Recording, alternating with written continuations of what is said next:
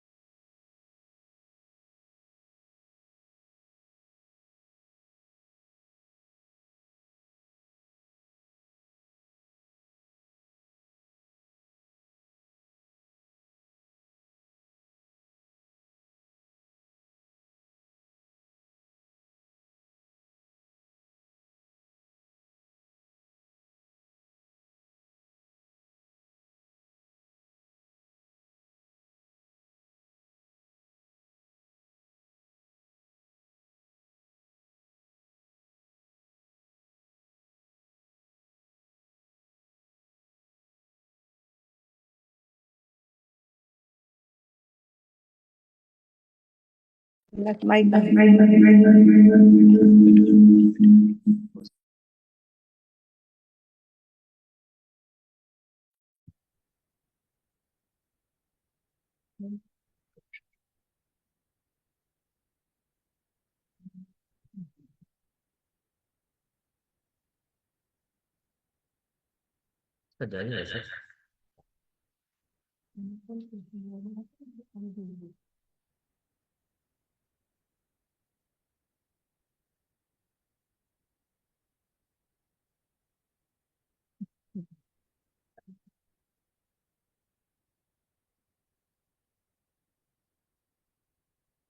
Shall we start, ma'am?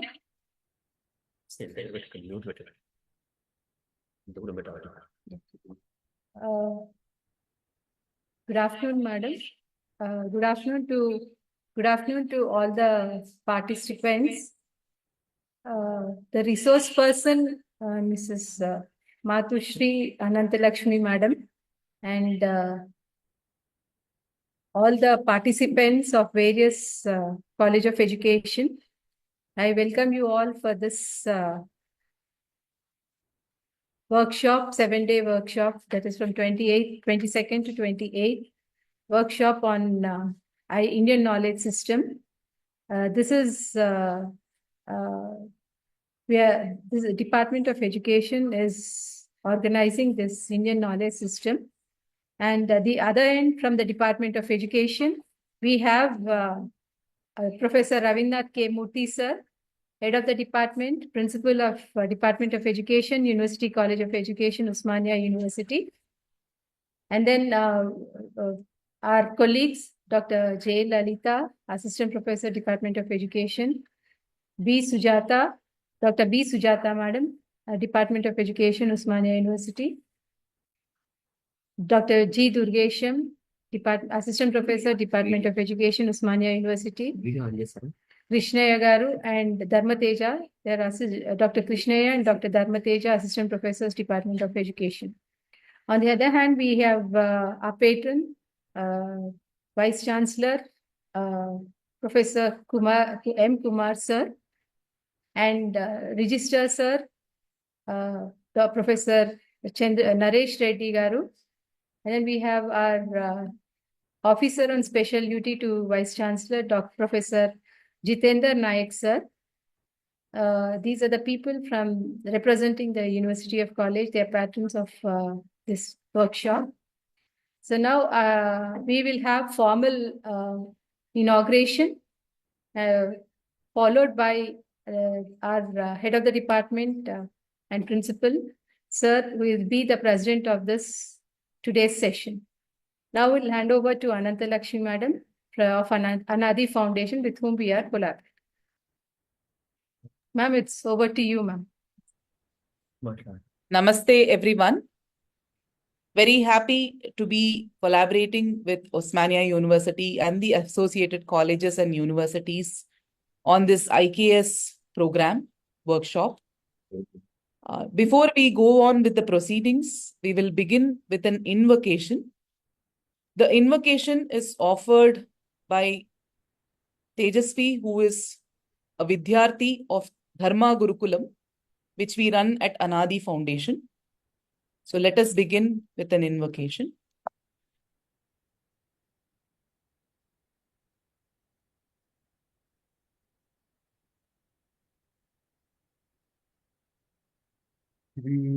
Ganatham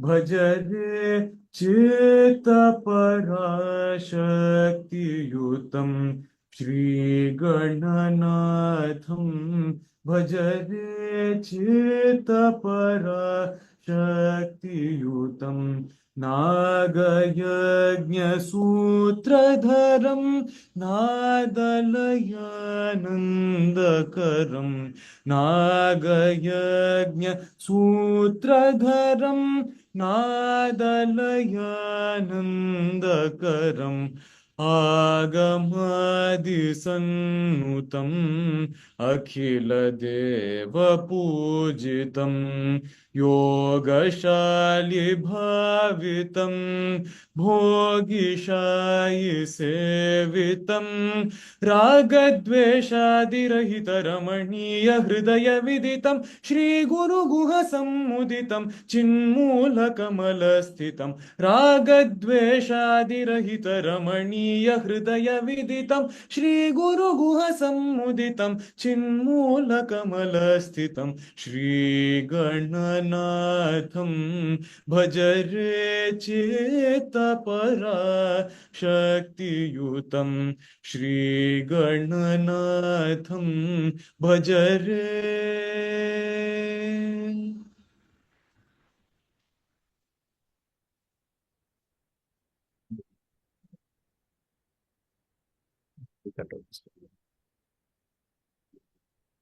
Thank you.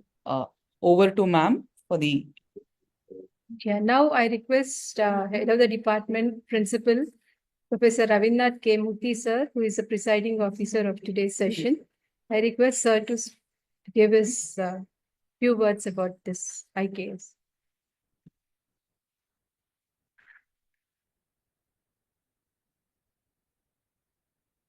Yeah, good afternoon, everybody, and namaskars to everybody.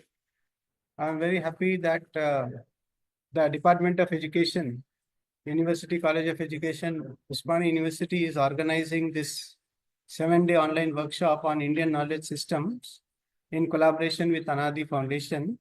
So I welcome all the dignitaries, the teachers, the research scholars, the faculty members, and other members who are attending this program. I welcome you all to this workshop, online workshop.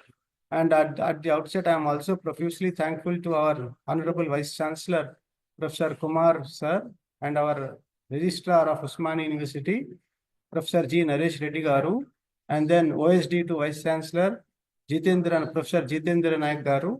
So I'm profusely thankful to all the eminent dignitaries and other teachers and staff who are participating in this program. At the outset, I'm also, equally thankful to the Anadi Foundation, who are who are sharing their resources and valuable inputs from their side. So without them, maybe this program may not have been possible. So as you already know, the Department of Education, University College of Education offers B.Ed and M.Ed courses. So as a part of this course, we have introduced from academic year 23-24 onwards, we have revised the syllabus. And as a part of the revision, we have introduced Indian knowledge systems as a theory paper and also as a practicum paper. And now it was necessary for us to orient and train our teachers, faculty members, and all the other, also the students, and particularly the teachers who are the teacher educators who are teaching our B.Ed students and M.Ed students. So a kind of sensitization and orientation was thought of to, give them valuable inputs about the Indian knowledge systems. Of course, the importance of Indian knowledge systems is already there because as per national education policy, also it is recommended that every course should have components on Indian knowledge system and its relevance to the teacher education. So we have already introduced this as a theory paper and also as a practicum paper in our B.Ed course. So it is now time for us to orient our teachers and students on this Indian knowledge system. So as a part of this workshop is being organized.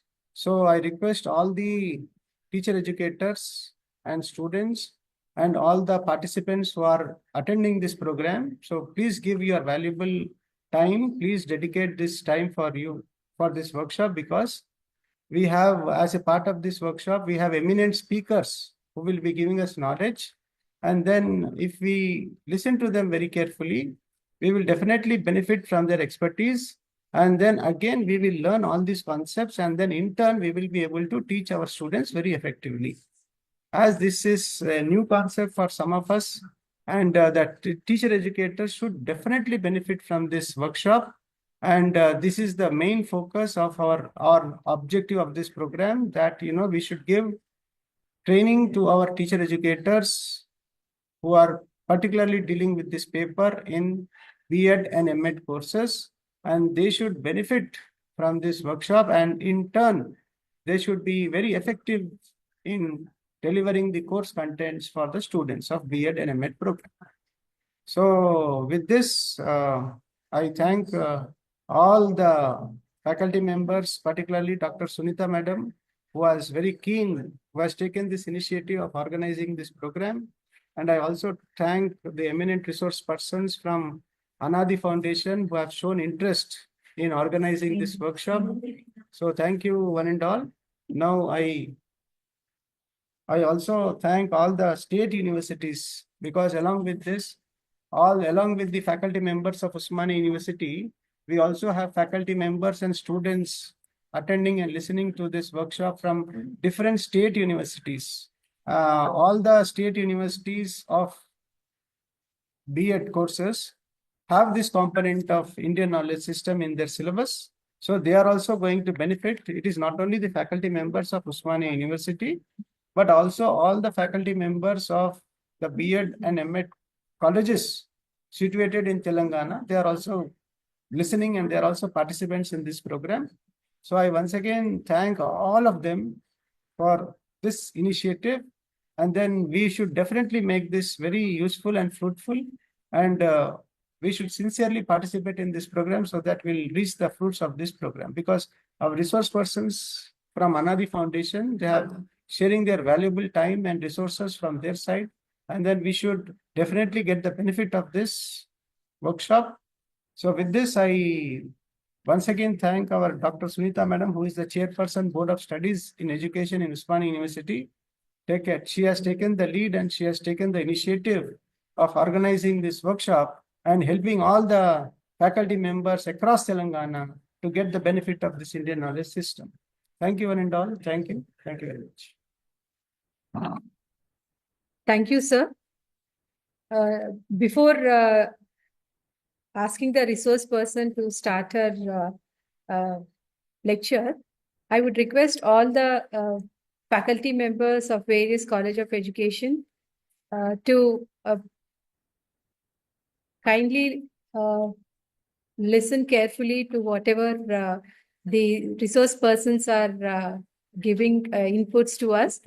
And then also one point here I want to mention is this, whatever the themes we have prepared for the this workshop is taken from our MEd and B.Ed curriculum, and we have made a common themes, and then we have requested the resource persons from Anadi Foundation and other resource persons to kindly give inputs on these themes which we have included in our paper for both B.Ed and MEd. And for because of this, any information, extra information you want, please immediately you give your queries in the chat box, or when the madam resource person give you permission for interaction, that time you can ask your doubts and clear it. Because as it is a new papers we have introduced in the curriculum, as principal sir and head of the department Ravindra Murthy sir has told us. So please kindly, keenly listen to the lectures, whatever the resource persons are giving, and whatever doubts you have, kindly ask them and you rectify them and overcome the doubts. Thank you very much, ma'am. And now we have today's session, we have on Introduction to Indian Knowledge System by Matushri Anantalakshmi Garu from Anadi Foundation. And madam, I just want to give brief introduction about the foundation and the resource person. Sriman Adinarayanan and Matushri Srimati Adinarayan are the founding gurus of Anadi Foundation, a spiritual organization that was founded in 2015. Sriman Adinarayana is a Siddhi yogi who spent more than 215 days in Mauna Tapasya, and the Dapati belongs to spiritual parampara of Mahavatara Kriya Babaji. After a deep spiritual experiences during his graduate studies in US, Siddhi Yogi Sriman Adinarayanan has had a strong desire to return to India to dedicate himself to spirituality and serving the society. Since their marriage in 2004, Adinarayanan and Smriti has been leading a yogic life of simplicity and purpose. After spending some time in the software industry and with the intention of living life that can be of benefit to a large number of people, especially the youth, they moved to academics. Their sadhana and Adinarayanan's Mauna Tapasya inspired them to make the essence of the spiritual parampara of the country available to everyone. They continued to teach at various institutions, including IIT Delhi, association with Ministry of Education for development of Indian knowledge system-based curriculum and other projects. After more than a decade of teaching and research experiences, the Dampati started Anadi Foundation for Loka Sangraha, and since then they have been reaching out children, youth and families through their online and in-person programs on yoga, Itihasa Purana and Vedanta, blending unique insights from the modern science. Being grihasthas and being able to integrate sadhana into their daily life has inspired a lot of grihasthas who visit the ashram. And this is what is a brief introduction about Anadi Foundation, how it started by Adinarayanan and Smriti Madam. So I think with this brief introduction, I request Madam to start her lecture on Introduction to Indian Knowledge System. And here, Madam, these foundation and these resource person are integrating in IKS into the pedagogical practices. So they are doing a lot of work on that. I think this will be a useful workshop for all the faculty members of teacher education who are attending this workshop, ma'am. Thank you very much. With this, I hand over to Madam. Thank you, ma'am.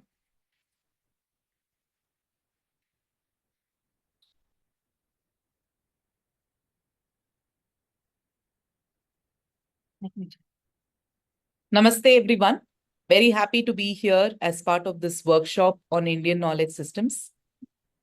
I begin this session with my gratitude towards Osmania University, towards Dr. Sunita and Dr. Kishore for making these sessions possible. I know it's a very packed schedule for the teacher educators as well as the B.Ed and M.Ed students. And taking time off is often a challenge for all teachers and students. I myself have worked in a university for more than 10 years. And I know the challenges of being a faculty member and also being a student. So gratitude to all of you for being part of this session, whoever is attending on Zoom and whoever is watching on the YouTube live. And the idea behind these sessions is one, of course, is to bring out the various dimensions of Indian knowledge systems, taking from the ancient times to how it is relevant in the present and how it will be useful in the future as well. And this entire workshop has been designed in alignment with the syllabus that you have as part of your own curriculum. So we will be a little bit of tweaking has happened. It is not verbatim as per your syllabus, but a little bit of whatever is needed also has been added as part of these sessions. And as it was generously read out in the introduction section, we started Anadi Foundation in 2015. And we've also written a lot of books on Indian knowledge system for young learners at the school level, also at at the parent level. This is on Ayurveda, astronomy, Bharatiya Ganita, the general Indian knowledge systems, the philosophical concepts, and the various scientific concepts. And at the moment, more than 15 to 20,000 students across India are using this as part of their, daily learning. We also signed a lot of MOUs with higher education institutions offering courses on Indian knowledge systems, and very, very happy to be part of this workshop for teacher educators and B.Ed and M.Ed students. I'll go to my presentation right now.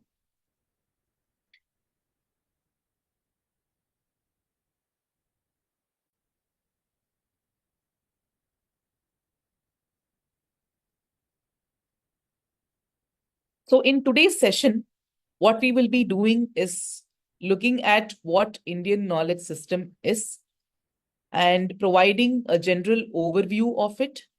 What is the purpose behind learning Indian knowledge systems in general? And what is the purpose behind learning IKS, especially being in the College of Education? And what is the context and how is it relevant? Okay. And we will also be looking at some books that are useful for you to learn more about the Indian education system, right? So when we talk about Indian knowledge systems, the Indian word that is used also is Bharatiya Jnana Parampara. We also have an IKS division at the Ministry of Education. Thanks to all the efforts that have been taken by the government in the recent past, we now have a separate division called Indian Knowledge System Division, which is into research, granting of funds, enabling creation of courses, signing of MOUs, and many such activities, especially at the higher education and the research level, to spread the gift of Bharat to the world. So Indian knowledge system refers to the diverse and vast ancient body of knowledge, the rich body of knowledge that has been developed, preserved, and transmitted in India. And of course, it has traveled throughout the world as well. An Indian knowledge system encompasses a wide range of disciplines, including philosophy, science, mathematics, medicine, architecture, agriculture, arts, linguistics, and spirituality. Whenever people all over the world talk about India, many assume that India is good or was good only for its spiritual processes, right? Many people associate India with, say, philosophy or yoga or Vedanta. But then you would be very, very surprised. We have one whole section on ancient Indian science and technology, which we would see the contribution of Indians. You would see that philosophy, not just yoga, but there has been a huge body of scientific, mathematical, and well-being literature, architecture, and many such things. And the marvels that we see around us, right? When you go right from, Kashmir to Kanyakumari to Gujarat to the Northeast, we have so many monuments, so many places which stand testimony to the richness and vastness of Indian knowledge systems. It could be, a pillar which is made up of iron that doesn't rust for, thousands of years, or it could refer to a temple tower, which is not leaning, by the way, it is standing straight, right? Or it could be the wonderful weaving of the northeastern states like Assam, Manipur, Tripura, right? Or the wonderful sciences that emerged from the western part of India. So you would see that India has contributed not just to philosophical systems, but also to a huge body of scientific literature as well. In these sessions, we would not be going too much into the historical aspects. Of course, we would be talking a little bit about it. But the idea is to present to you what was existing in the past and how is it relevant in today's context, and how can we apply it to solve problems of the future, especially keeping in mind that all of you belong to the College of Education. And these systems are deeply rooted in India's culture and spiritual traditions, reflecting a holistic approach to understanding the world and the human experience. Okay.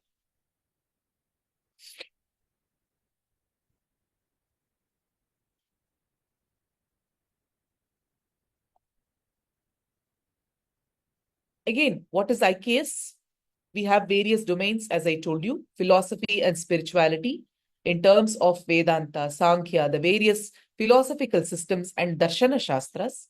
They provide insights into the human mind, consciousness, and also provide a path to self-realization.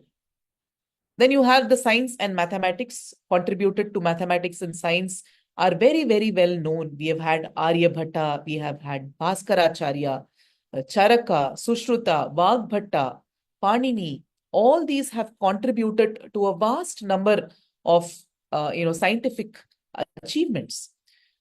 For example, when we talk about ancient Indian contribution to mathematics, many say that it is the Indians invented the zero, or Aryabhatta invented the zero. It is not just to do with the zero. The entire number system that we use today in terms of 1, 2, 3, now many people call it Arabic numerals. But it is in fact the numeral system or the numeric system that originated in India, then traveled to the Middle East, and then traveled to Europe. There are a lot of historical records, there are a lot of books that have been written about how these scientific knowledge systems traveled from India to various countries abroad. And of course, they've had their own contributions as well, added on top of it. And that is how there is a proliferation of modern science that we see today, right? So it is not just the zero, because in those times, in very, very ancient times, if you compare, the Romans had the Roman number system. So imagine you write, for example, the number 35, right? So you will write X, X, X, and V. And suppose you want to write the number 45, you write X, X, X, X, and V. And suppose you have to add these two numbers. So imagine how would you add those two Roman letters, right? Without the concept of zero, without the current decimal system, without the current numerical system.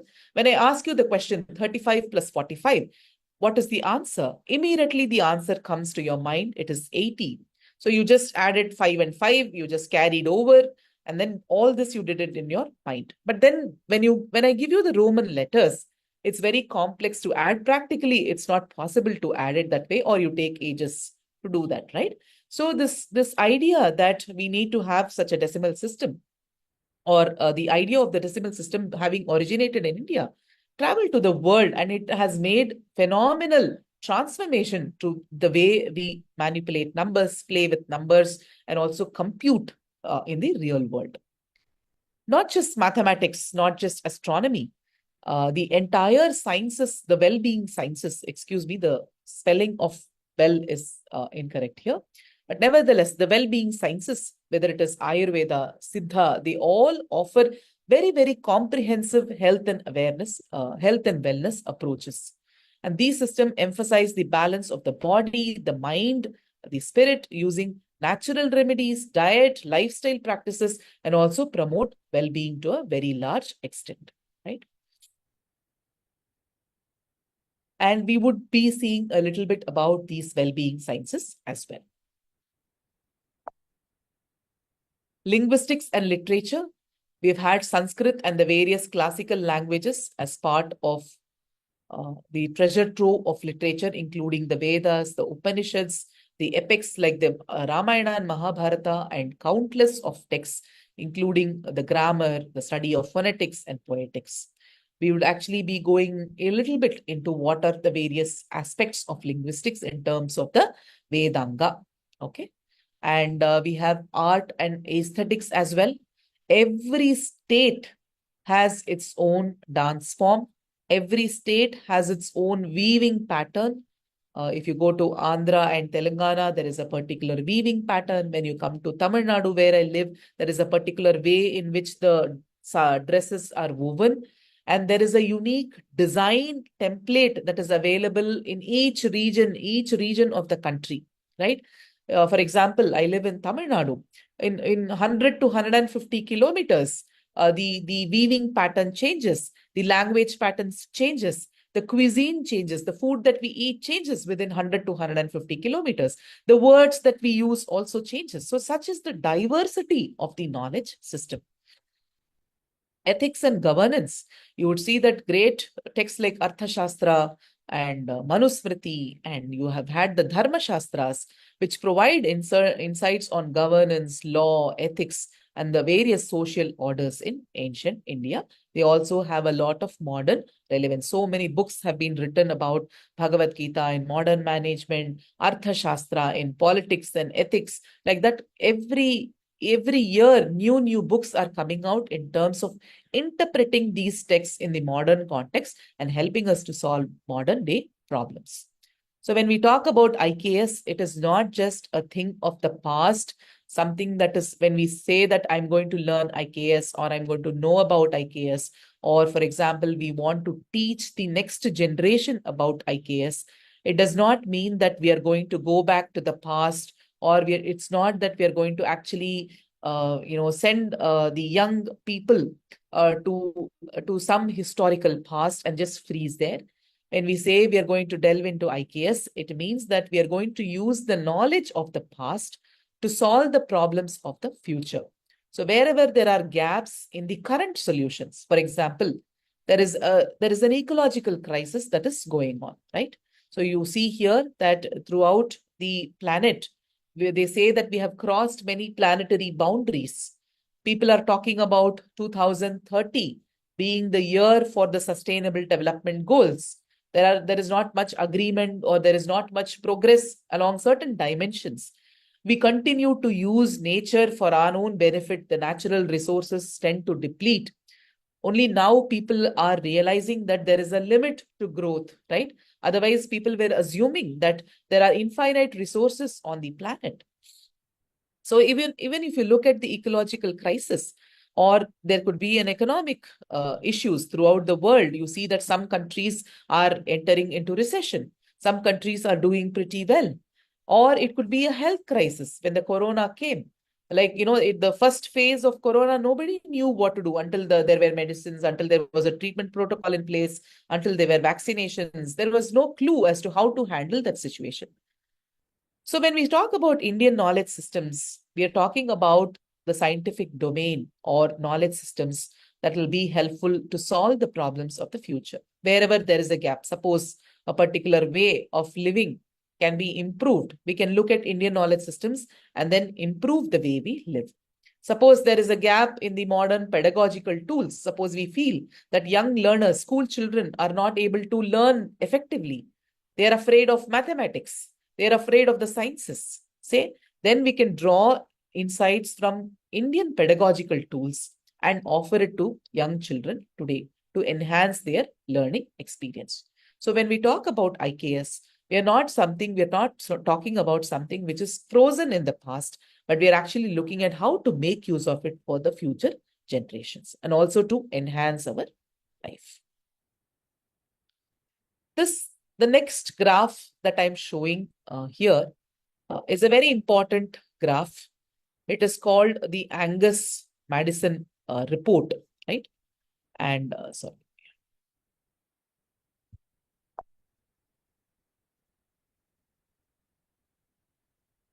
This is called the Angus-Madison report. Here, if you see on the screen, the graph shown, this is an orange color. This is red color. The orange color represents India and the red color represents China. So at some point in time in history, if you look at it in the 1,500 and all that, India used to contribute to about 30 to 35% of the world's GDP, right? So what is GDP?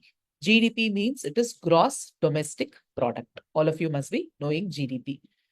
It represents the overall output of a country. It represents the overall productivity of the country, right?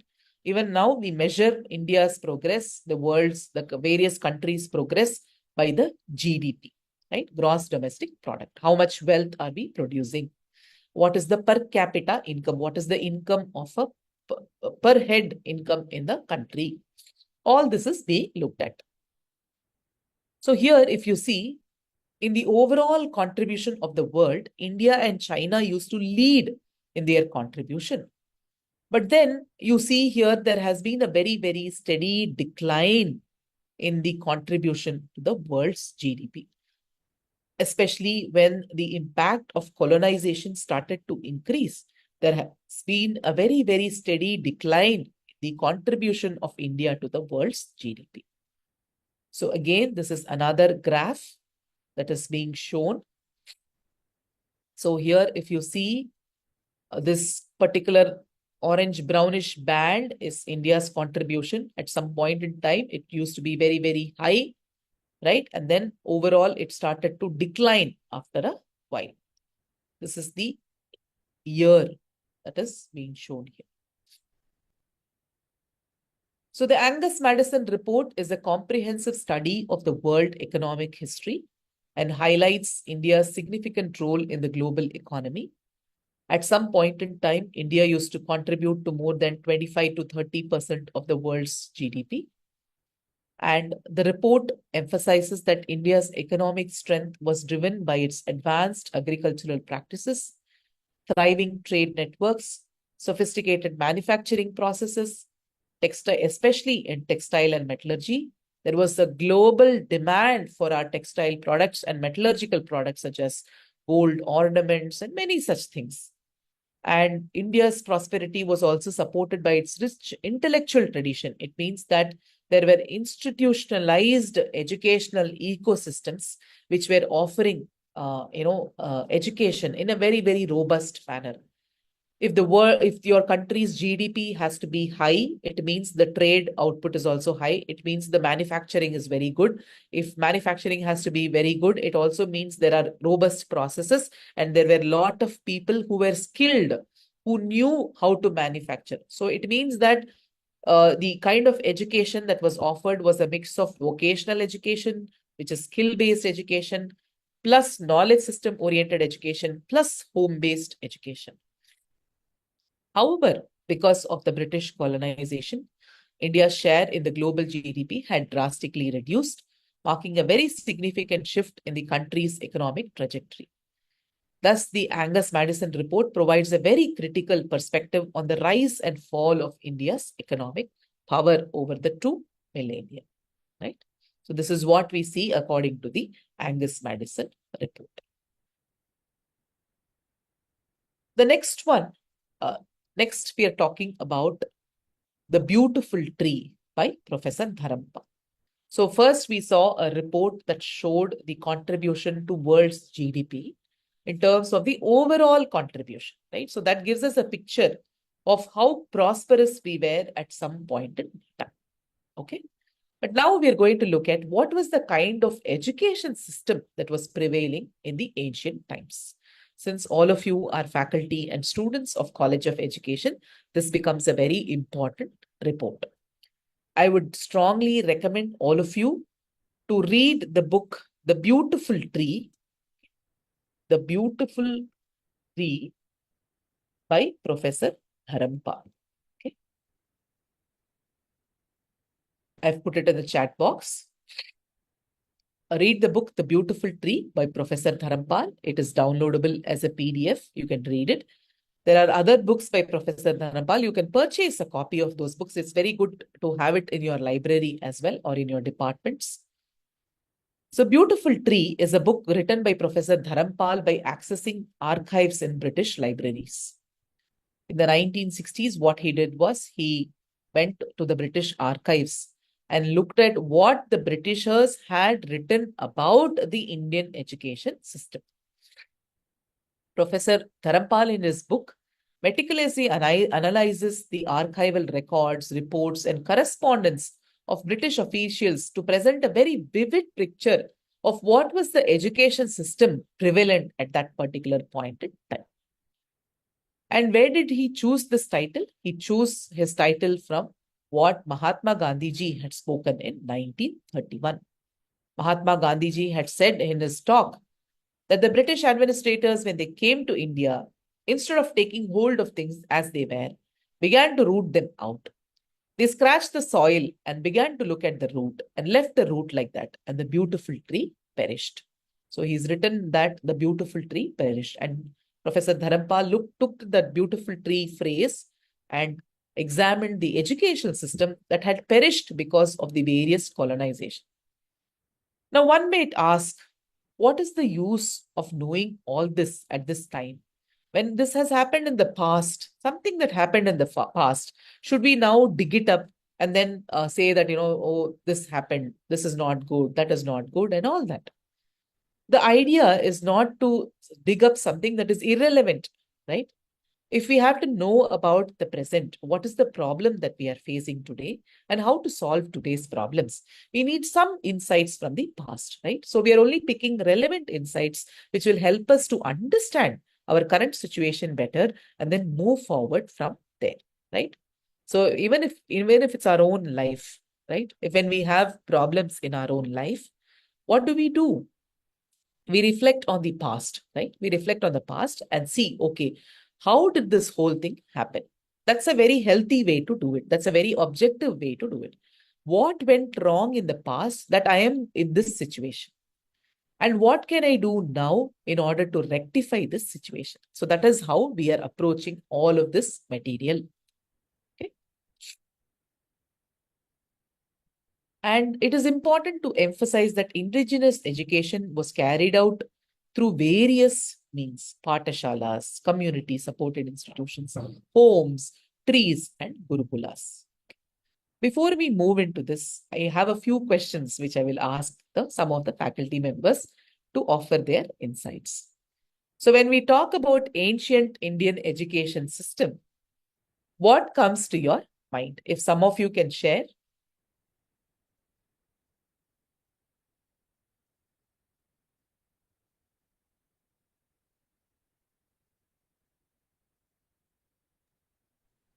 As participants, you can interact.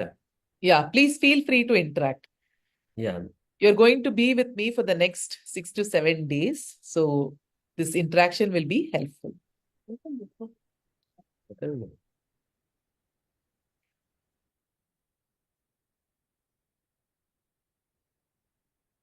When you think about ancient education system, what all comes to your mind? Maybe Kishore sir can share 1 or 2 points and then we'll take it from the others as well.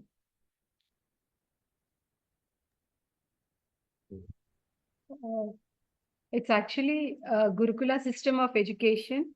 Gurukula system of education where the learner is away from all distractions so that they can concentrate on the knowledge. which is being imparted by the gurus. And then it was indigenous system of education. Yes. Thank you, ma'am. Thank you. And somebody is told here, true education, knowledge was focused on.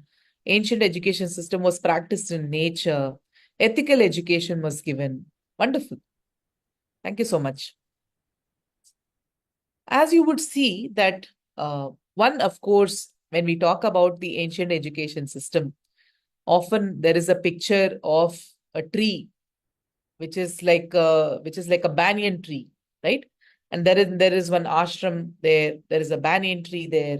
There is a rishi like person sitting there. There are few students sitting around the rishi, and then the Vedas are being taught in that particular Gurukula.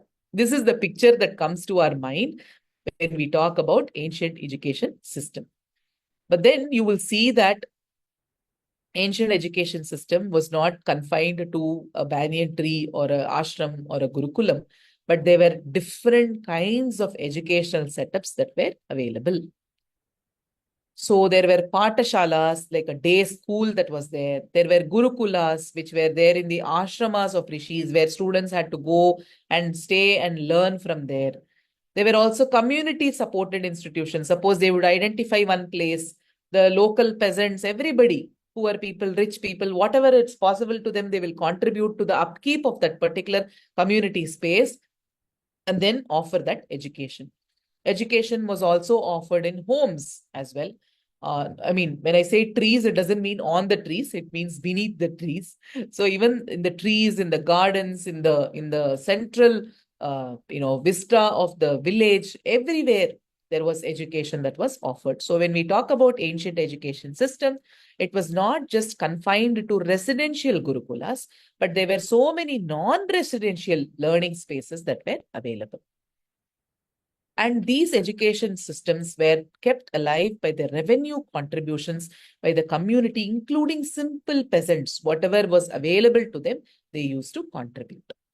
And Professor Dharampal, in his book called The Beautiful Tree, has written that from the various education surveys, he was able to observe that there exist more than 1 lakh villages in Bengal and Bihar province alone. I mean, more than 1 lakh village schools that were there in the Bengal and Bihar province alone in the 1830s. So it means that there was a proliferation of educational ecosystems throughout the country, and everybody was part of the educational process. So often when we talk about Indian education system, many people think that it was not allowed for this, it was not allowed for X, it was not allowed for Y, and they couldn't access education and all that. But if you read The Beautiful Tree, you will clearly understand that it was a very, very inclusive kind of an education, which had a huge number of enrollments.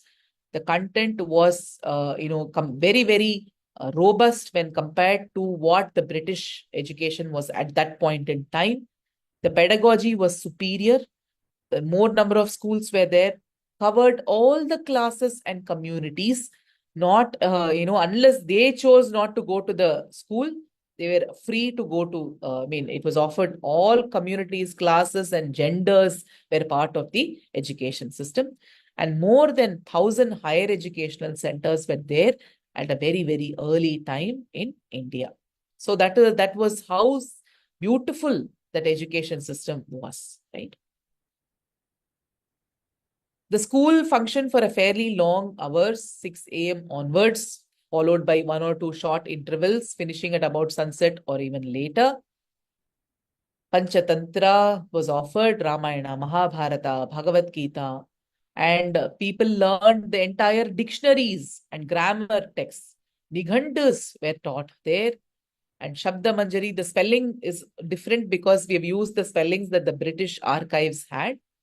And higher learning was offered in astronomy, medical sciences, theology, metaphysics, ethics, and all that. Lexicology, Vedanta, Mimamsa, all the philosophical systems were also taught. That's why we see that whether it is Takshashila or Nalanda or many other higher education institutions, hundreds of students used to travel from many countries outside India in order to access the education that was there. So even now, if we need to see a larger inflow of students from many countries, it means that if we start offering our own specializations in IKS, which is very unique to our country in terms of yoga, Ayurveda, mathematics, astronomy, whatever it is, when we start offering that, you will see that in the future, a huge number of foreign students will also be interested to come to India and learn this, right? But of course, colonization, as I told you, this is not to develop some kind of a bitterness towards what happened in the past, right? But this is basically to develop an understanding, right? Focus on elite education, accrediting only those institutions that had infrastructure. In some of the records, unfortunately, it is written that they are preparing servants for the European offices. Then there was also a focus on having control over the universities and the full system of control over education system by standardizing the content, the pedagogy, outcomes, and evaluation. And vocational and technical education was largely neglected, which led to the decline of various industrial processes, like, for example, weaving, pottery, the textile industry, many things collapsed there, even metallurgical works. When there is no focus on vocational skill, there is only focus on developing the education process to suit, which was to suit that is something there abroad, or in order to manage the country effectively. Only that kind of education was supported, and modeling Indian universities on those in London. So the nature of the Indian education system itself started to change, right? And what happened was that education was offered in India, if you see, largely in the ancient times, food, education, and healthcare were supposed to be offered free of cost. But then what happened was that when the colonization happened, they said that the institutions only with a certain infrastructure will be supported, right?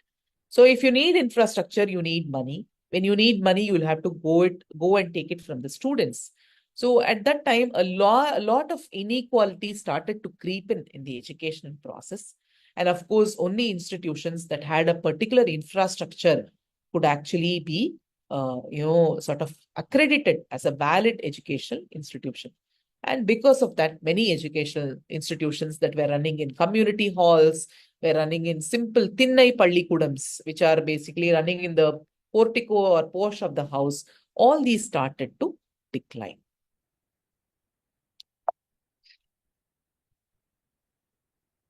So why do we need to know IKS, right? Let me also ask this question to the audience. Why should we learn about IKS? If you can give me some answers, we'll proceed from there. So far, all of you have been giving very good insights in the chat box. So why do we need to learn IKS?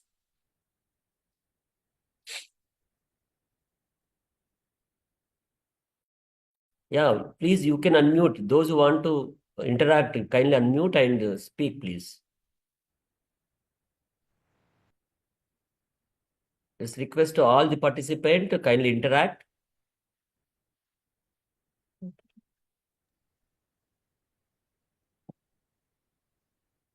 Very good evening, madam. Yeah, Dr. Shekhar Garu, continue, please. Yes. So, Indian knowledge system is promoting indigenous education system.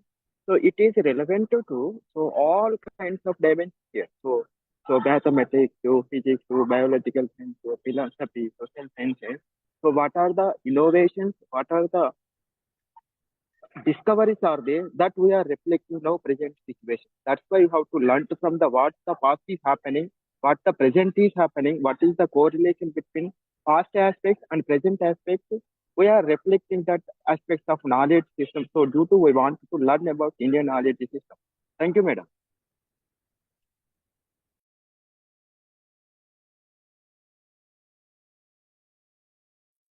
To understand the Indian cultural heritage, madam, and also holistic development.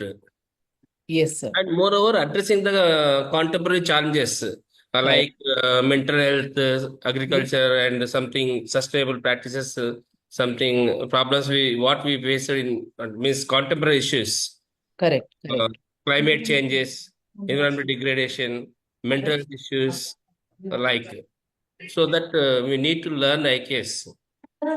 Yes, sir. Very valid, sir. Very valid. Pointed out in the dimensions of mental health and agriculture, there are so much scope that we can draw from Indian knowledge systems. Yes, yes.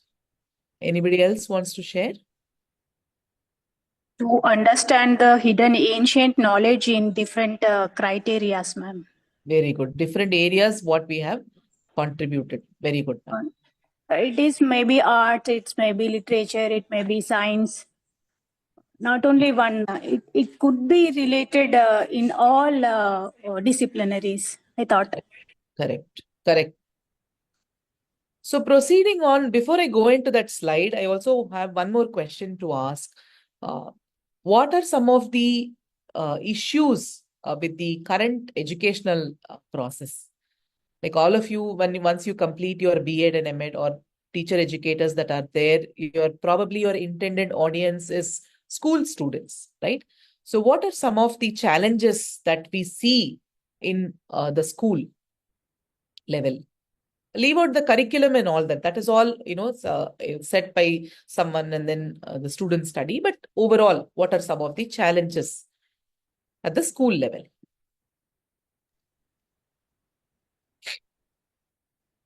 Yes, madam. Qualitative education is missing, madam. Quality of Value-based and education. moral education Ah. is missing a lot. Value-based and moral education is missing. Very true, ma'am. So, as a person who is into psychology, I feel the mental health aspects, especially how to deal with, the frustration, stress, and stuff like that, and how to create resilience and deal with adversity. These components have to be included. And like you have said already, the psychological aspects which are there in Ayurveda, if we can integrate, if we can somehow create a pattern to integrate them, I think that would be of a great help. Fantastic, fantastic, ma'am. Very, very true. As a person who has you have gone through psychology, you pretty well know what the challenges the students face and how important it is to integrate IKS, especially insights from yoga and art. Yes. Very good. Anybody Lack else? of facilities, lack of infrastructure. Yes, lack of infrastructure. Very true. There are so many children who are outside the education process because there are not enough facilities to reach to them. Also, ma'am, lack of focus on holistic development. Yes. At present, education system often prioritizes academic achievement only. So, lack of focus on holistic development is the major challenge of our education system. This can lead to neglect of important aspects like physical health, mental well-being, and social emotional learning. We are all this neglecting. Just we are focusing on academic achievement only. Very true, sir. Very true. Life skills are missing, ma'am. Life skills are missing. Very true. And in fact, what We are not shaping lifestyle of the individual. We are focused on academic achievement only, and we are going for only skill-based education. But there is a technical lag, means lack of technical provisions, infrastructure facilities. So many problems are there. Very true, sir. I think most important thing is the lack of attitude, madam. We are not passing a positive and right way of thinking among the people through this present education system. Very true. Good afternoon, ma'am. Yes, ma'am. What I feel is if we can give counseling every year, at least one or two sessions to the students to motivate them, that might be very helpful, because this is what, as everybody is telling, attitude problem we have with the students. Depression is becoming very common. Students get depressed. They don't put any hard work, but they get depressed when they see their marks and all. Ma'am, for that need to involve parental involvement is the main important. Yes. True. Otherwise, we can't correct. achieve. Yeah. In fact, the Without College of parental involvement, Education, we can't do anything. the College of Education, I think, should also work with the parental community because it is not just the teacher community, but also the parents who also have a part in the whole, are important stakeholders here. Yes. And as all of you are rightly pointing out, one of the you can say problem or whatever it is, I myself am a product of the mainstream education system. So the thing is that the super focus on marks, right? At the end of every year, you are told that you are good to this extent, and then you are given a mark sheet saying you have scored English, math, and all that. But then nobody talks about what other, say for example, if you have been an emotionally stable person, like somebody was talking about, if you have been a happy student, if you have been a very persevering student, if you have been a hardworking student, or if you're a student who has maintained very good physical health, who has been good in physical education, all this, there is no way to actually tell the student at the end of the term that you have been good in all of this, right?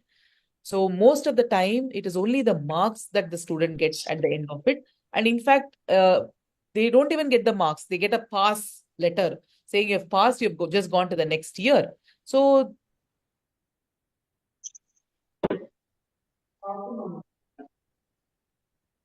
the hyper focus on the cognitive content. So they would say that, okay, you study.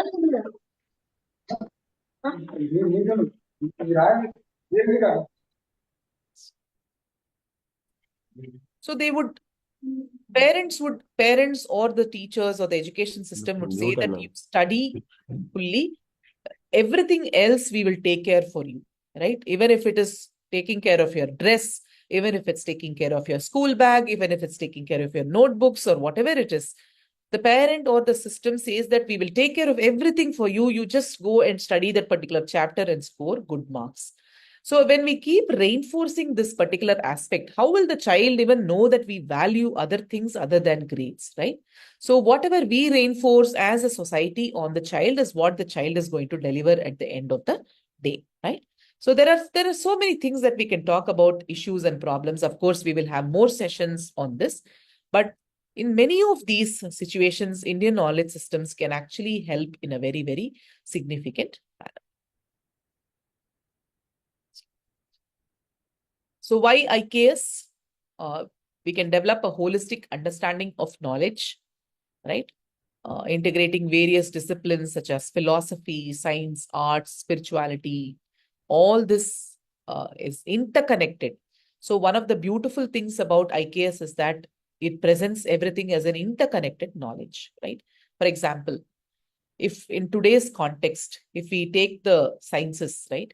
If we have to live healthy by reading our, say, textbook science, say, for example, right from 6th standard onwards, we have sciences in our syllabus. If we have to live healthy just by studying the science textbook, it's not going to be possible, right? It talks about the heart, it talks about the liver, it talks about kidney and all that. But then how do you actually keep the organs healthy? How do you maintain your body in a healthy manner? What do you need to have to do? What is the preventive health mechanism? What is a good food to eat? What is the best kind of a nutrition to have? All these inputs are not part of the curriculum, unfortunately. But when we take Indian knowledge systems, for example, you could take Ayurveda or yoga, the foundations are set in such a way that it talks about preventive health. How do you take care so that you don't contract diseases? What is the right way to eat? What is the when can you wake up in the morning? How do you even have a bath? How do you clean your entire body? All this is part of Ayurvedic education. So the student is handheld into the various stages of life, such that at a Bala Avastha, what the child needs to know, at the Kumar Avastha, what the child needs to know, at being a Yuva, being a Grihastha, whatever they need to know, all these texts actually systematically, there is a lot of hand holding that is available, right from daily routine to the food that we eat to treating the diseases, right? So in terms of well-being and wellness, there is a huge contribution of Indian sciences that is available. The other aspect is that it builds a lot of cultural identity and heritage. So learning IKS allows individual to connect with India's rich cultural heritage fostering a sense of pride and identity. It provides insights into ancient wisdom and practices that have shaped the Indian society, helping to preserve and promote these traditions in a rapidly globalizing world. And many innovative solutions are also available. IKS provides valuable knowledge and practice that are relevant to contemporary challenges such as sustainable living, wellness, and ethical governance. There are so many studies that talk about the harmful effects of chemicals that are used in the food that we eat, whether it is processed food or whether it is vegetable food that we eat or whether it is animal food that we eat. There are so many things that are spoken about or published in terms of the harmful effects. So, but when we take to various ways of farming in terms of natural agriculture, organic agriculture, or many people talk about there are different methods of that kind of or sustainable agriculture, then what happens is that the chances of falling sick because of these chemicals drastically reduces. Of course, it comes with its own challenges. There are a lot of debates around it. We are not going to go into that, but there are a lot of traditional practices like even seed conservation. If you go throughout the country, there are so many farmers who conserve seeds that have been there for thousands of years, the original seeds, one generation after the other. And then those seeds can be used to cultivate crops that were present in ancient India. So like this, the knowledge system is very vast, rich, and huge. So for example, I often talk about this, right? You have the masala dabba in the kitchen, okay? Where you have jeera, you have mustard, you have methi, you have some haldi or turmeric and all that in the masala dabba. So this masala dabba, people often think it is to give good taste, right? So it is not just for good taste. In fact, if you have to be healthy, that masala dabba is needed. So, for example, the turmeric helps in digestion and also good for inflammation and also immunity building. Jeera helps in digestion. Mustard heats up the body.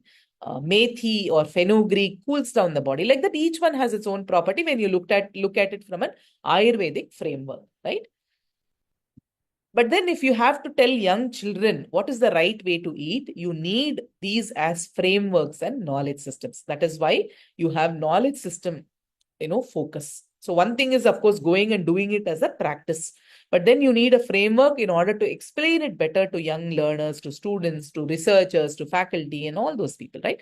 So that is why you need it as a knowledge system. You need to decode it as a knowledge system, right?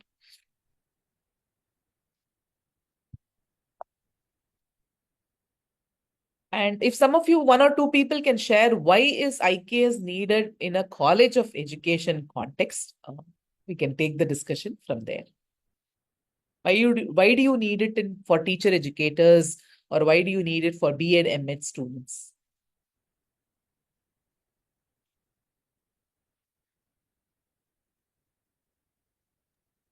If a teacher educator should know about the information about the IKS, he should be impart the information regarding his IKS in the schools. So teacher educators is the first teachers to teachers. So that's why they have to know about the information about IKS. Very good, ma'am. Anybody else wants to share? So we have said, we always start saying that Sadasiva Samarambham, Vyasa Sankara Madhyamam, Asmadacharya Paryantam, Vande Guru Paramparam. It is a legacy, and we have to continue that legacy. Yes, we, the educators should know about that. Wonderful, ma'am. Wonderful. Anybody else wants to share? Why is it required in College of Education?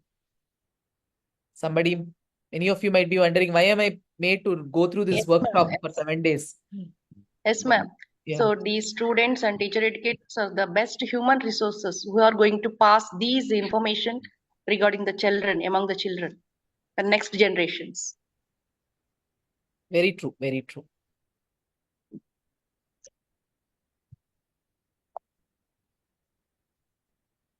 So why IKS in College of Education? So ancient Indian education emphasized experiential learning and value-based education and also self-realization.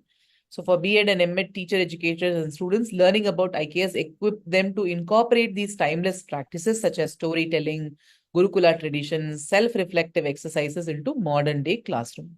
This fusion prepares educator to nurture a holistic development in learners. Also, IKS provides frameworks for addressing contemporary issues like mental health, environment and sustainability, ethical dilemmas. By learning about systems as yoga, Ayurveda, ecological traditions, educators can find practical solutions and foster resilience and well-being in their students. So by knowing these frameworks, we in turn are able to impact the students that we are ultimately going to teach, right? And another important thing is that globally, there is an awakening towards indigenous and ancient education models and pedagogy because they help to transform the classroom as they are value-based, nature-based. There are multiple custodians of knowledge and there are a variety of pedagogical approaches. I'll tell you what these are. Last year, we actually at Anadi Foundation Center for Indigenous Knowledge Systems, Anadi CIKS as we call it, we hosted a one-day seminar where we brought online speakers from New Zealand, from Australia, from Peru, which is in South America, speakers from North America, from Colombia, right? And also from Kenya. And each of these speakers are closely working on the indigenous education or traditional education of that particular country. So there were also speakers who were running schools like Gurukulas in those various countries like Peru, Colombia, and all that. And at the end of the seminar, all of us were able to understand that there are so many commonalities between the various or amongst the various ancient education systems. One thing, of course, all of these education systems, be it the Maori education, be it the Peruvian education, be it the Colombian education, all these were fundamentally value-based. Values and ethics formed the bedrock of this entire educational process, right? And secondly, we found that many of these knowledge systems focused on nature. So whether it is the location of the school or what was the content taught to them, what was the curriculum, what was the practical hands-on exercises that they were doing, many of these things were nature-based, whether it's a Gurukula or whether it's a Maori school or whatever it is, right? The third thing that we found was that there are multiple custodians of knowledge.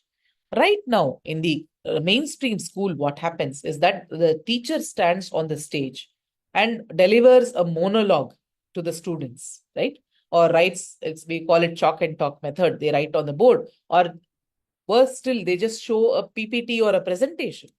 And the student is passively consuming the whole thing without active engagement. And the teacher is the only custodian of knowledge there. The knowledge flows only one ways from the teacher to the student. But when we look at the many indigenous education processes, there are multiple custodians of knowledge, including nature, right? So students can learn from their own grandparents also.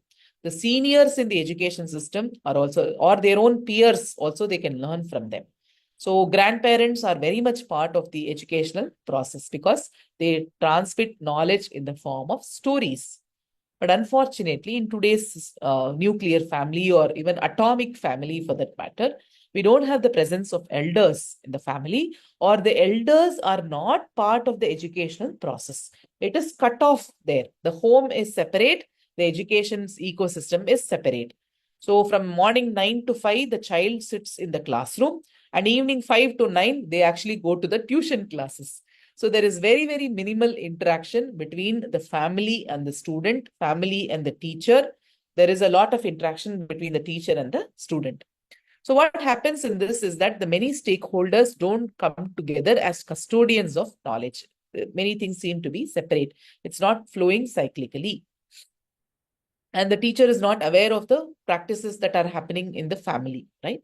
What is the family custom? What is the family tradition? All this is not. And there is no way for the school also to factor in all the cultural diversities and offer education which caters to these diversities, right? So it is quite challenging, I do agree. And the other aspect that we observe is that there are variety of pedagogical approaches, right? It is not just a one-way monologue between where it is flowing, information is flowing from the teacher to the student. For example, storytelling is a very, very effective pedagogy in the indigenous knowledge systems, right? For example, we have a huge body of knowledge in terms of Ramayana, Mahabharata, Panchatantra for that matter. If you look at Panchatantra, there are so many animal stories that convey important messages. And this is the best way to impact the young learners. So if you talk to young children and say, be honest, don't steal, don't take others' things, share it with others. This all is a very, abstract philosophical concept to them. But the moment, or you pay attention in class, all these are abstract concepts. But if you tell them a story, then that main character, if the character is honest, the character pays attention in class. If the character does not steal, or even if steals and faces a consequence, then what happens? This becomes a very, very vicarious process of learning for the students. Vicarious learning means you learn from, by knowing the story of others, right?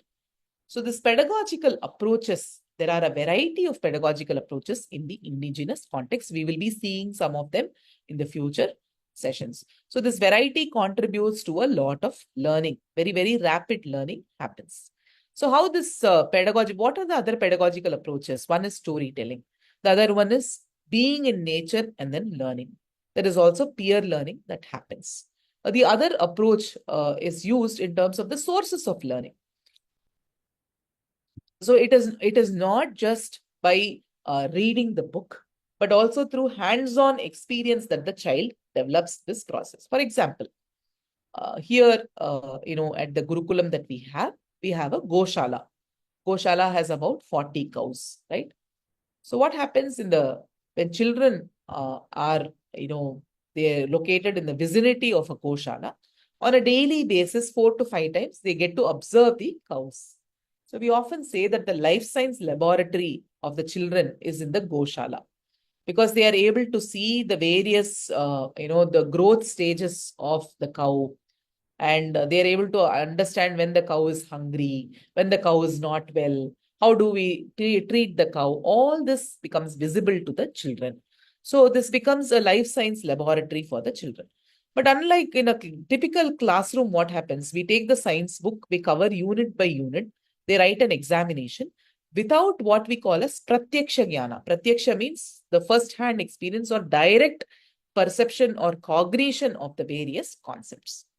So at the end of, say, 12 years, at the end of the 12th standard, even though a child might have studied biology, they find it difficult to identify the various species of plants other than a few things that they have studied in the textbook, right?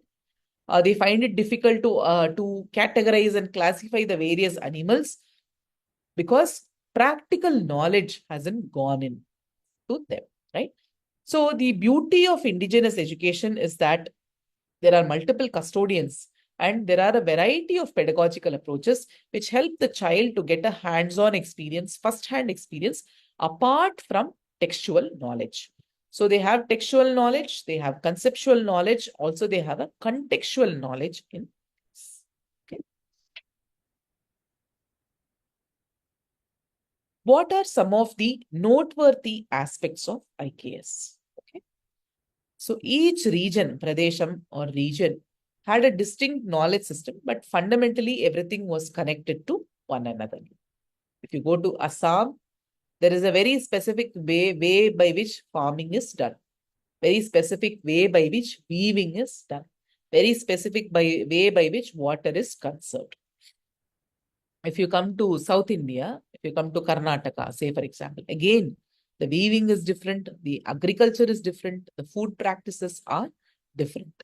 And each one has a logic based on weather, based on the food that is you can grow in that particular region. So the knowledge system, it's very unique in many states, but there is also a fundamental knowledge system, which is a compilation of many of these knowledge systems. Say, for example, Ayurveda, Yoga, Bharatiya Ganita, or whatever it is, even though there is diversity, there is also a fundamental unification of these knowledge systems. And there has always been a healthy coexistence of knowledge systems, and there was an interdependence of knowledge systems. For example, if you look at Ayurveda, it draws its insights from Vaisheshika, Nyaya, and many such philosophical systems. Most of the knowledge systems have drawn their insights from the Vedas. One system may agree with another or may not agree with another. For example, one philosophical system may or may not agree with another philosophical system. But in the same time, we have had so many philosophical systems coexist. At the same time, they will all exist together. There has never been a problem, right? And most of these knowledge systems were written in the form of metrical verses or poetry. So it was very easy to memorize and by heart the verses. Even now, in some places, if you go to, say, a Jyotisha, a person who looks at, say, astrology, right? They might look at some parameters and then they might chant a verse from their text and then analyze the horoscope. Okay. Okay, leave astrology. Now take Ayurveda, for example, right? An Ayurvedic student or a Vaidya typically has access to the text like Charaka Samhita, or they would have by-hearted Ashtanga Hridayam. So when they actually notice a particular manifestation of a disease, they will go to the source of the disease. They will memorize, invoke the verses from memory and then accordingly treat the patient, right? So it means that a vast body of knowledge, 1,000 verses through 3,000 verses, 4,000 verses will actually be embedded in the mind of the learner. So it builds, there are a lot of cognitive benefits of memorizing these verses. There was a study, you can you can Google it up. It's called the Sanskrit effect.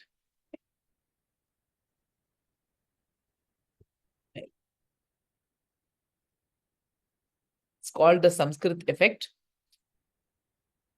And this was studied by Professor James Hartzell.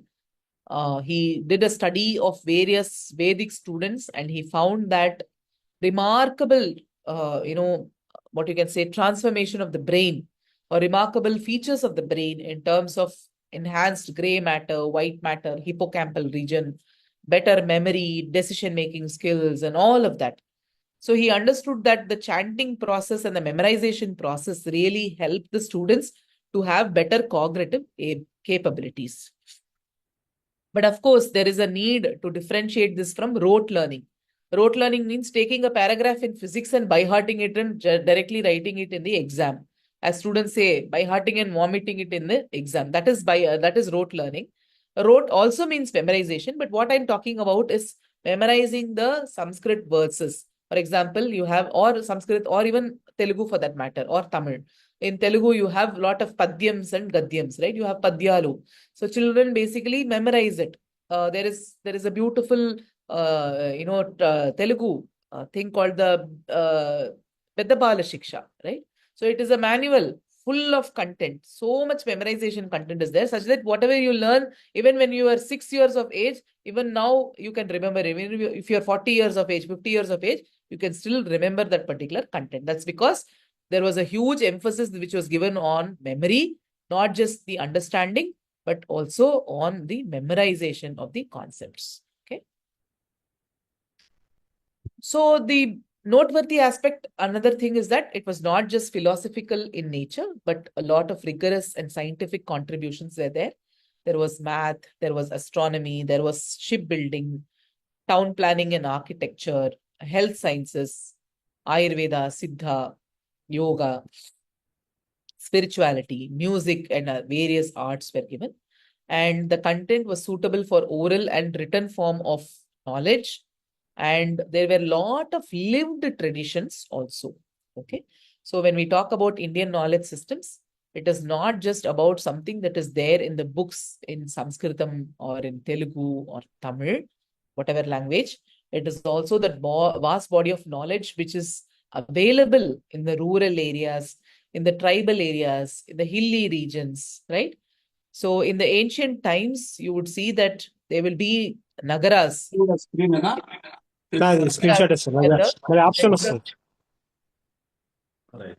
Balakrishna garu, kindly mute. Yeah, please continue, madam. Nagaras, which were centers of consumption. Even today, cities are the centers of consumption, right? Gramas were the centers of production, where a lot of production used to happen. So it could, because a lot of vocational skills were imparted in gramas or villages, it used to be the production hub. Each village used to produce a lot of material, could be textiles, could be metal components, could be vessels, whatever it is, right? And the vanas, there were different kinds of vanas that were there. Some of the vanas were used to produce, right? Wherever you can harvest something and sell that particular product, there used to be vanas like that. There were also aranyas or vanas again, which were deep forests where a lot of research used to happen in terms of gurukulas, the rishis having their own ashramas over there, which is undisturbed from the hustle bustle of the nagaras, right? So they, apart from that, there were also a lot of vanas where there were lot of Vanavasis used to live, and they had their own system of health and well-being and cooking and cuisine and dressing and everything, right? So, we had this Padma Shri awardee, Lakshmi Kutti ji, who was known for her tribal medicine, right? So, tribal medicine, even today, it is very, very powerful, and it is known, very well known throughout the country, right? So there you would see that there are so many lived knowledge traditions, which are not just textbook based, but people just live that knowledge. Every village has an enlightened person. Every village has a person who knows the history of that particular village, story of that particular village. Every village has people who can sing and dance and perform various arts. Every village has people who have a lot of vocational skills, right?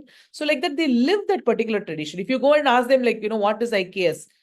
Do you know about IKS? They'll say, I don't know this IKS and all that, but they will be living that IKS, right?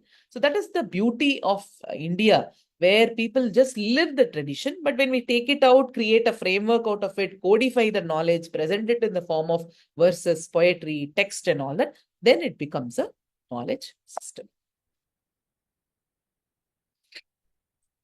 So this is what NEP has to talk about. A little bit is cut here, but it's okay. This is what NEP has to talk about the Indian knowledge systems. So NEP section 4.27 takes knowledge of India, will include knowledge from ancient India and its contributions to modern India and its success and challenges, and a clear sense of India's future aspirations with regard to education, health, environment. These elements will be incorporated in an accurate and scientific manner throughout the curriculum in various forms, right? Mathematics, astronomy, philosophy, yoga, in form of videos, lectures, and this thing, right? Many such things. And also an engaging course on Indian knowledge systems will also be available to students at the secondary elective level. Competitions can be held, video documentaries can be prepared. And even at the higher education level, the UGC has set some guidelines saying that at least 5% of the curriculum can be Indian knowledge systems. Of the 5%, 50% of that can be stream specific. Whatever you are studying, accordingly, the Indian knowledge systems can be offered. So all this now is part of the policy itself. It is not just in theory, it is not just sitting somewhere in the archives. Now it's actively being pursued. Lot of people, all the IITs, or at least most of the IITs have Indian knowledge system centers. People can do research there. Many private universities and public universities have Indian knowledge system centers. Many people have started their own IKS departments and started offering courses. Throughout the country, there are so many researchers who are now publishing on IKS. Now there is a journal that is available exclusively for publishing Indian knowledge system works, right? And education or the B.Ed, M.Ed was something that was still, there is a gap with respect to IKS. And we are very, very happy that the university, Osmania University, has taken this initiative, included it in the curriculum so that so many more young learners of the future can actually benefit through this, right? So when we talk about IKS here, I'll talk about this in another, say 4 to 5 minutes, and then we can take up some questions before we close. So when we talk about Indian knowledge systems, there are two views about this. Okay, two ways to understand this. One is two ways in the sense people will look at it through the lens of the philosophical systems or Darshana Shastras. The other way to look at it is in terms of the Ashtadasha Vidyasthana or 18 knowledge systems. So you have the Vedas, 4 Vedas, Rig, Yajur, Sama and Atharva Veda.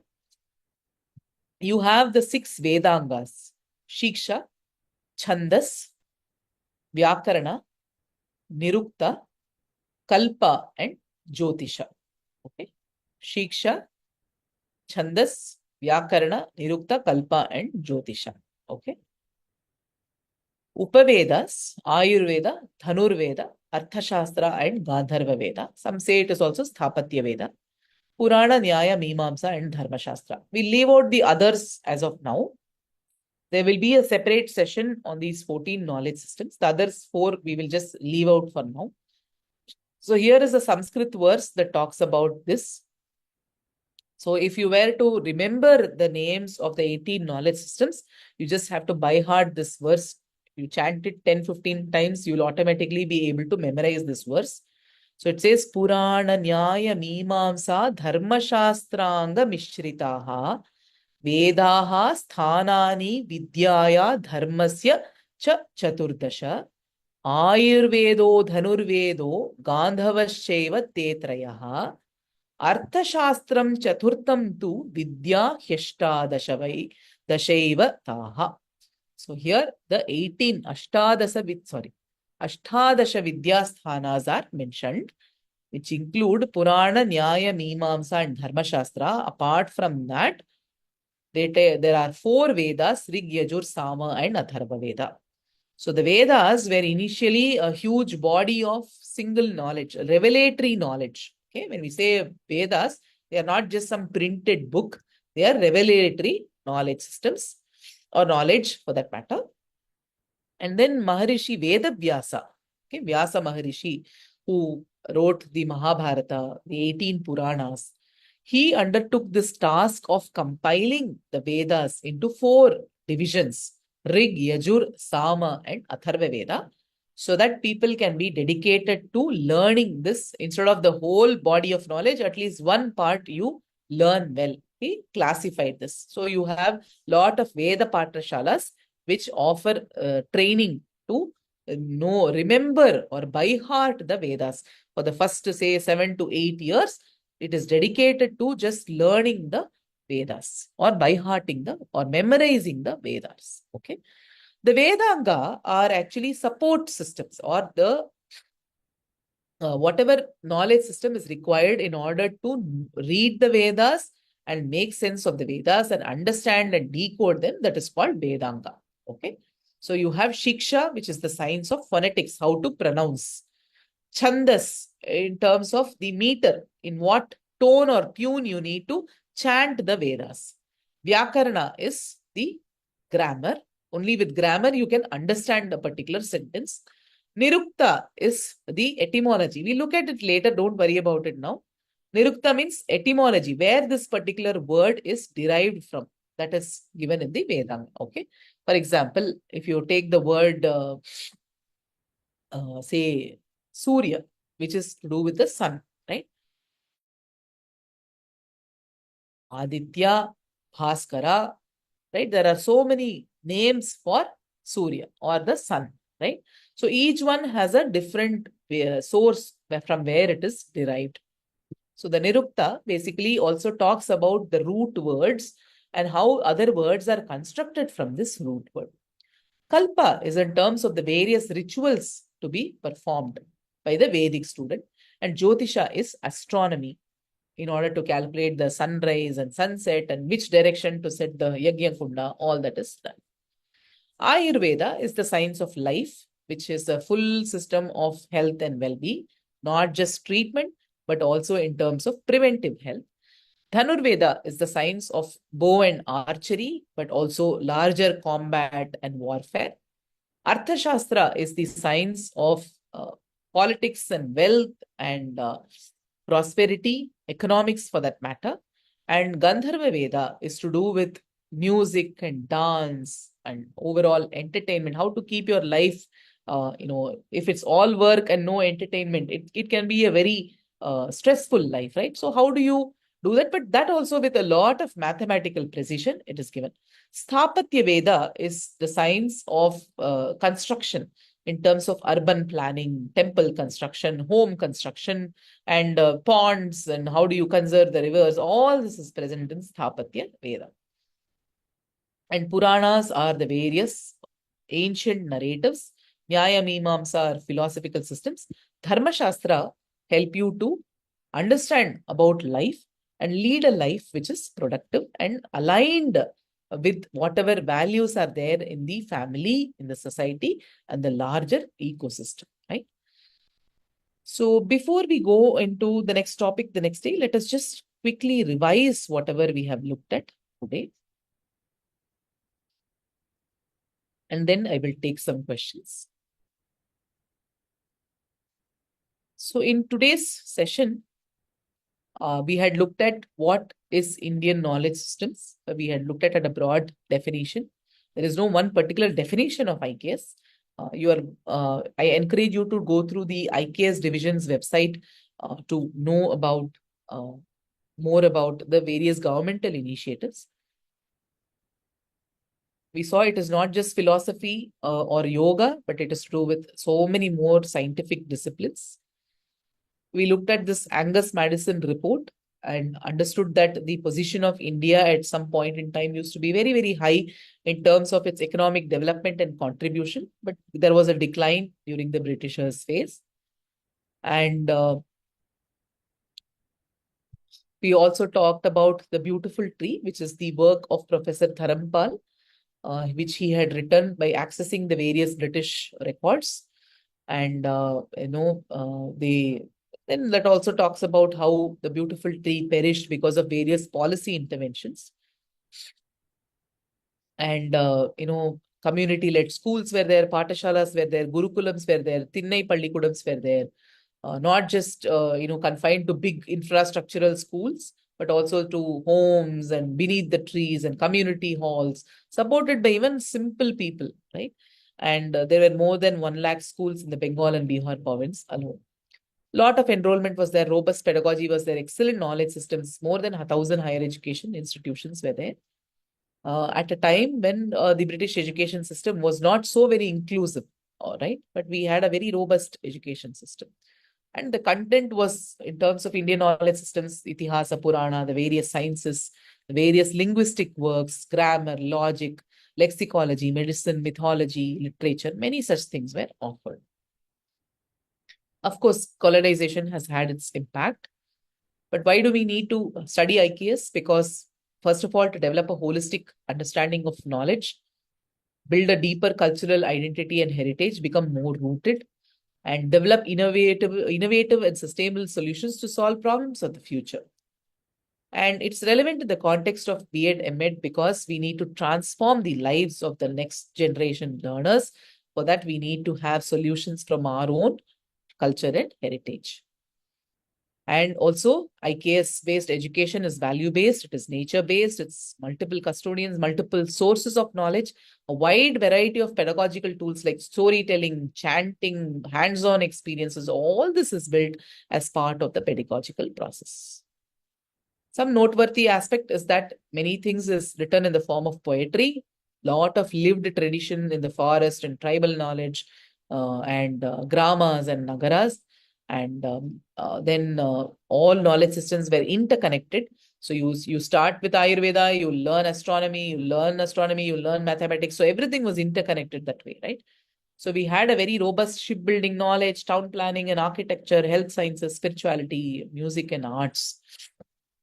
At a time when many parts of the country, many parts of the world were believing that the earth is flat and we would fall off if we took a ship and then we sail the ship very far away, we'll fall off the earth. That is what many parts of the world used to believe. But then we had a very robust shipping system in place. And the knowledge was suitable for oral and written form, and a lot of lived traditions were there. And NEP also talks about IKS. And when we look at IKS, the broad structure, one way to look at IKS is that we had the Veda, Vedanga, Upaveda, Rig, Yajur, Sama, Atharva, Shiksha, Chandas, Vyakarana, Nirukta, Kalpa, and Jyotisha, Ayurveda, Dhanurveda, Arthashastra, and Gandharva Veda. These are the 18 knowledge systems. So with this, we come to the conclusion of day one's proceedings. I would like to have any insights or questions or anything that you would like to share. Good afternoon, ma'am. Sorry to interrupt you. Yes, ma'am. Which way of teaching is better? Is it teacher-centered or student-centered? Because there are no values nowadays in teaching field. So students also will not give the value for teachers. Previously, it is not like this. So which way of teaching is good now? Is it teacher-centered or student-centered way of education? As I Sorry, told, this is Kalyani from MNR College, first year, ma'am, first year student. Yes, ma'am. So this, when we talk about eroding values, of course, we cannot, generically say that, all values have eroded and this thing. Values still exist in the society. But then what has happened is that it is not presented as forefront of the educational process, right? So that value centricism is not brought into the educational process. You might have one moral education period, one, value education period, but the entire content is not, sort of resting on this value-based thing. So there is a need to transform there. There is no one way. It is not just teacher-centric or it's not just being student-centric. As I told you, a wide variety of pedagogical approaches are available. Even hands-on learning, you can even learn from nature. Without a teacher, hindering in the middle, you can just learn from nature and still grow up to be a person who knows about the world. So there are a wide variety of processes available. Thank you, ma'am. One more question. Do we have any school in India which teaches this Vedas and all? There are thousands of Veda Patashalas available throughout the country and hundreds of Gurukulams that are there throughout the country. I would strongly recommend the various colleges associated with the university to organize tours for their own faculty and students to visit the Gurukulas to understand how education is offered, or alternate schools to see how education is offered. I open this invitation to all of you to visit our own Gurukula at any point in time. You can organize and visit and understand the various pedagogical processes that we offer here. Thank you so much, ma'am. Thanks for your answer.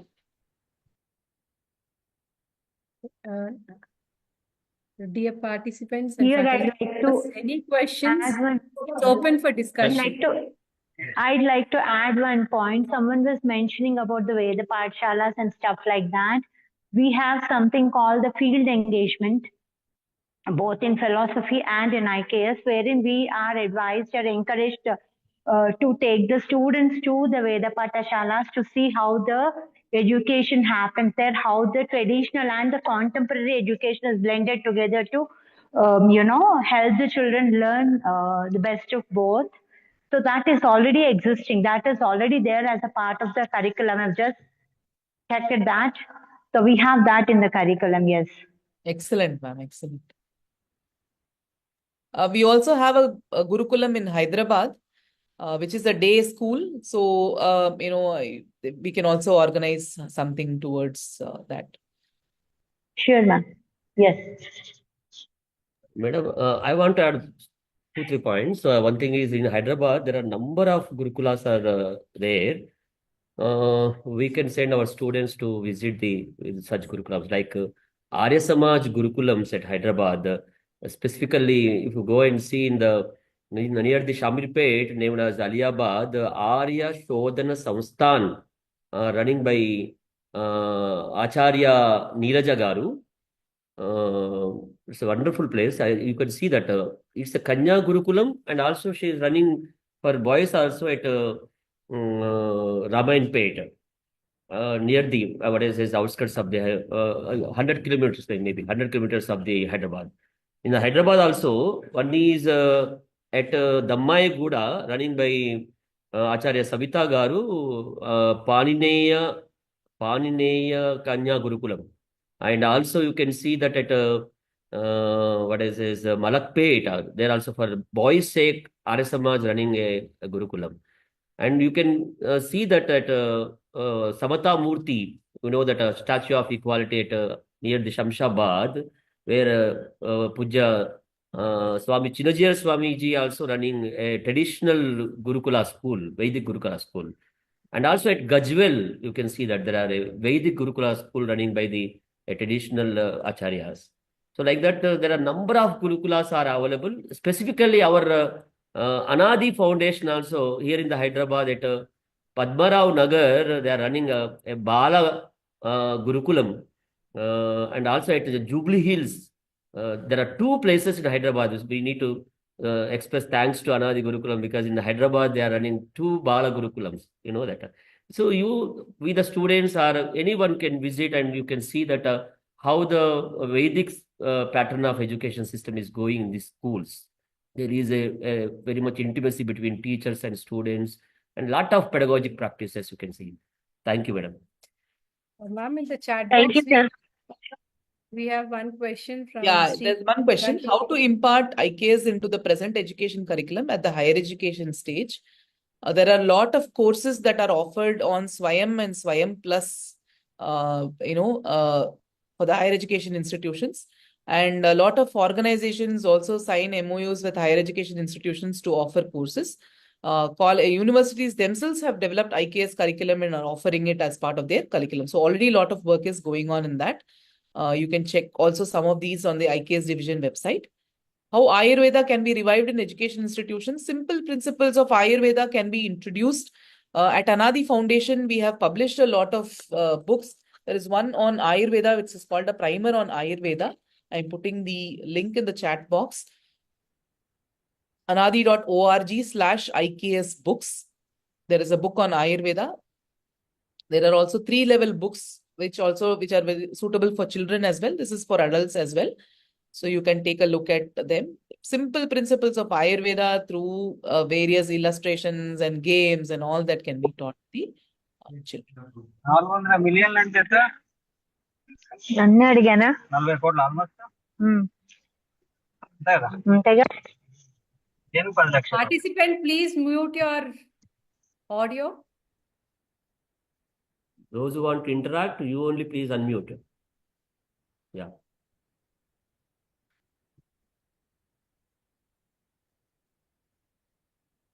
Any more questions, please?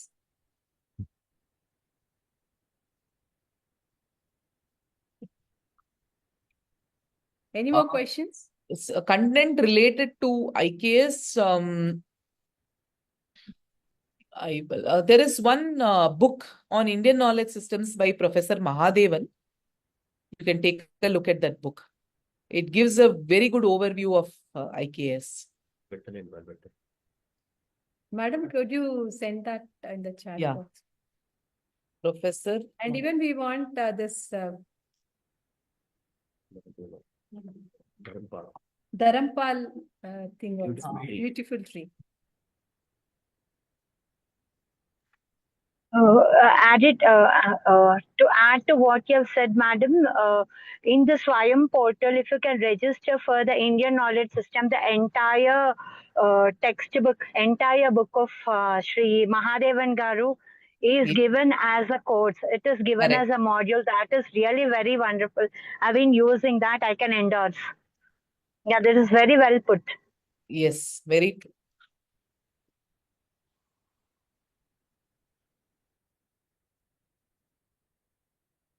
You can also buy the book for the library in your respective institution library. You could buy that.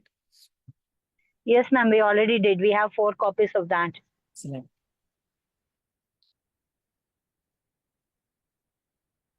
Is IKS education equal opportunity for all? Definitely, it's an equal opportunity because now, as I told you, all education institutions, higher education have IKS. And as I presented in the presentation, when we talk about IKS education, it was very inclusive.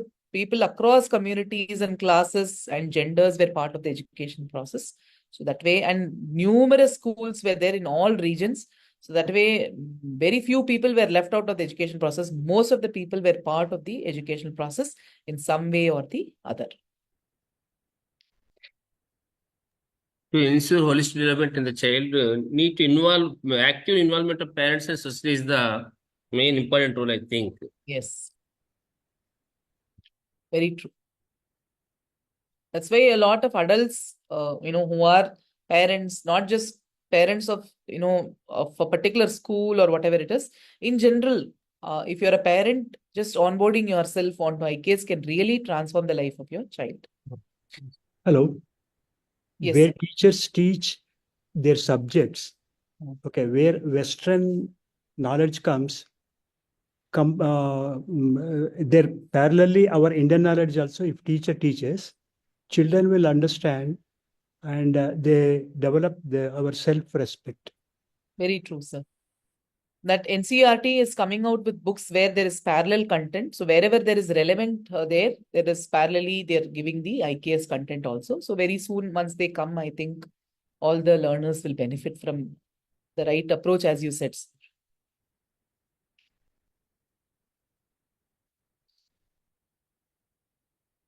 So if there are no further questions, we can close with an invocation. Thank you, ma'am. Om Loka samasta sukhino bhavantu. Loka samasta sukhino bhavantu. Loka samasta sukhino bhavantu. Om Shanti Shanti Shanti. Om Shri Gurubhyo Namaha Hari Om. So whatever benefit we receive, let us share the benefit for everybody around us for the benefit of the world. Thank you. Thank you very much. Thank you very much, madam. Thank you, ma'am. Thank you so much. Yeah, participant, one second, please. Yeah. Yeah, it gives me an immense pleasure to propose that formal vote of thanks to our respected the Guru Mata Srimati Anantalakshmi. Namaste, madam. And also, I am Dr. Durgesham from the Department of Education. Today, madam has enlightened on that basic information regarding Indian knowledge system and its significance in the nowadays. And also, madam has enlightened through the different that approaches and also that your methods, and madam has interacted with all the participants. So today it's very wonder to know that here through this Zoom so far now that 80 plus participants has joined, and also YouTube the 270 student that participants has joined, and also that shows that here how the people are eagerly to know that here in the Indian knowledge system, and how we will inculcate in that part and parcel of this teaching through this year education system like B.Ed and M.Ed course in. So that is why beyond this workshop here, Osmania University has rightly understand the significance of this Indian knowledge system. So that is why this workshop is being organizing, madam. And thank you so much. And I express my sincere thanks to all the participants across that university jurisdiction colleges and their principals, managements, and students, and all the faculty members. And thank you very much, one and all. Tomorrow we'll meet at and tomorrow we'll meet at sharp 2 o'clock, and the same Google link will be shared in our group. Yeah, please encourage all the students of your respective colleges to look into and join in that YouTube channel, and also understand that the significance of this Indian knowledge system and in this education system. With this, I am expressing my profuse thanks to all the participants, as well as that here the Mataji Srimati Anantalakshmi and founder of this Anadi Foundation, and I express my sincere thanks to one and all. Thank you. Om.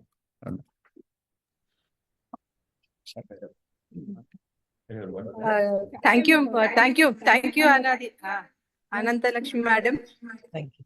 I think tomorrow Madam, it's echoing. I'll join with other. Yeah, thank you one and all for participating in this session. And I hope tomorrow we will get more number of participants joining the thing. I think many of the students have joined through YouTube. And one more thing is, madam, the respective colleges, they have put up the screen in their respective colleges so that the students will join with single Zoom link. So those photos also have been shared with me in the WhatsApp group. So I think it has benefited by more than 500 students to 1,000 students, and which includes both teaching faculty as well as the students. So it was a wonderful session, madam, where we got good knowledge about the introduction. And then I think tomorrow at the same time, we will be joining the session at 2 o'clock. And we will share the link and we will join. We'll share the link just 15 minutes or 10 minutes before the session. And I thank my colleague Durgesham for giving vote of thanks. At the same time, I thank our principal and head of the department, Professor Ravindran Murthy Garu, for giving this permission to conduct a workshop on IKS, along with the my faculty members, Dr. J. Lalita, Assistant Professor, Department of Education, Sujata Madam, Dr. Sujata, Assistant Professor, Dharmateja, and Krishnaya, who are also working with me in the department. And I thank Kishore, who is taking, supporting me right from the planning of this thing along with my department people. I thank you, Kishore, and all the technical support from Madam side who are supporting Zoom link to all the people from Anadi Foundation. I thank one and all. Thank you very much. And I request all the participants to join tomorrow at 2 p.m. sharp, and we will share the link 10 minutes before, as I told. Thank you, madam. Thank you, one and all. Namaste to all.